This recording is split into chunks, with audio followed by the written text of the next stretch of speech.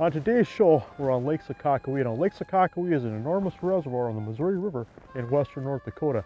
What makes this reservoir pretty unique, besides the fact that it's big, is there's several different ecosystems on one body of water. You get out of the main body of water where the primary river channel runs, a lot of deep cold water. Get back up in here and you've got a lot of shallow bays and major creek arms, and these major creek arms and bays is an extraordinary pike population that we're going to target on today's show. Oh, there's a fish. Oh, oh. Look at this, look at this. Heavy fish, Jason. Boy, can't even hardly budge him. He comes up, boy, it ain't much water. What, 2 feet of ice? About that, yeah. 2 feet of water underneath the ice. Wow, look at that. Nice fish. Nice fish. Yeah, isn't that a... Nothing wrong with that. Got him there? You got him? Got the hooks out? Nope, got one left. There we go. But yeah, just a thick fish. Boy, talk about a lot of fish.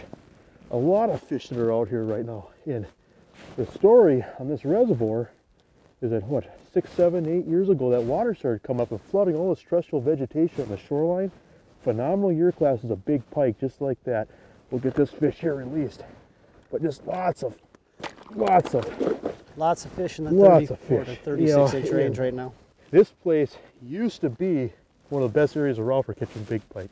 Oddest chance of catching a 20-pound pike. A lot of fish caught that size over the years. The water dropped, those big pike disappeared. But what's exciting is anybody that's been around this lake very long, we know that in the next 2 or 3 years, we're going to start seeing a lot of that 20 to 25-pound fish. When we look across the country, how many places can you really catch fish that size? Right. Not very many, and this place right here, Lake Sakakawea, is one of them. High water in Lake Sakakawea in recent years has created some incredible year classes of pike, and as these year classes age, expect to watch the trophy pike potential on this enormous reservoir improve. With several 30 to 36 inch fish in the system right now, these fish will reach trophy proportions over the next 3 years, and ice anglers will be able to take advantage of this great opportunity. Just re-rigging this one, just using dead bait, of course, smelt this time of year. Greasiest, stinkiest smelt you can find work great. This time of year those fish are the predator kind of turns scavenger in them. They're just cruising the bays looking for an easy meal. And when you're setting them experiment, you know, you can run some right on the bottom, some a foot off, some 2 feet off. You know, there's times that we catch them right under the ice, other times right on the bottom. So cover all depths of water and hopefully come back in here and have some luck. Isn't that cool? That's great. Wow, there ain't much water down there. No, there's not. Whoa. Boy, that fish has got some horsepower, huh? Yeah, he does. He's not tired yet either. You know, that fish is like when we ran up here, it spooked, and now it's going berserk. Wow. Oh, yeah. Whoa. Good fish. That is a dandy. Oh, nice work, bud. Good job. Hook out here. That's a dandy. Here, right in the corner. Yeah, isn't that a... Nice fish. That is a beauty there. Boy, these are just beautiful, beautiful fish. That is not a top of the line predator.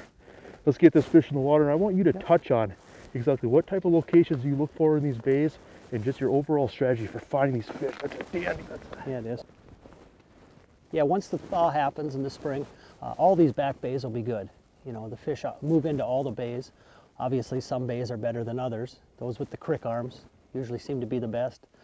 You got water flowing in through the creeks, and those fish seem to follow them. They do follow the creek edges, wherever the creek meets a point. Okay. Points coming out to the creek. They just seem to follow those spots. Those are spots to key on, I would say. That's what's interesting about a reservoir. There's no one spot that's always good. Correct. Yeah. You have to figure out where those fish are pushing in or pushing out and try to line up yes. with what's happening that day. And then the next day it's different. Yeah, one day can be great. Next lights out. Next day, you better gone. Find a new spot. That's Absolutely. it. Yep. Isn't that something? Look at the jaws on that fish. Yeah, nice fish. just a predator. Pull that fish up. Look at that fish. Isn't that a beautiful? Just a predator. And that's what's so fun about these fish. These fish are coming up and down these creek arms, and talk about just an opportunity to catch big fish. Let's get that fish in the water here. I'm gonna share your little secret here as far as how you intercept these pike. If you look at these creek arms, there's these fingers coming up off these channels, and these fish are following these contours. And a lot of times what Jason Votova will do is he'll just drill holes in a line from deep to shallow, coming up these fingers, and basically, you call it the fence. Put up a fence. Put up a fence. When these fish move up into these arms, they're going to hit bait somewhere.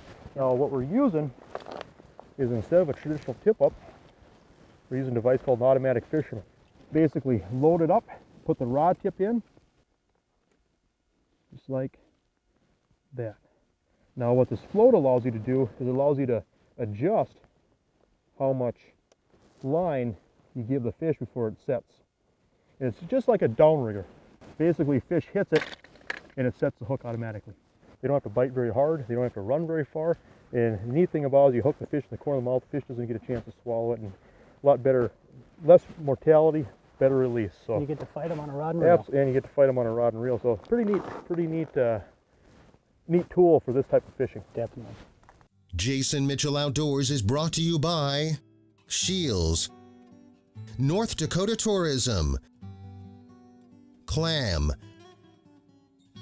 Vexilar, Jason Mitchell Elite Series Rods, Ice Armor, Northland Tackle, Cooper Chevrolet, Bionic Line, and Salmo.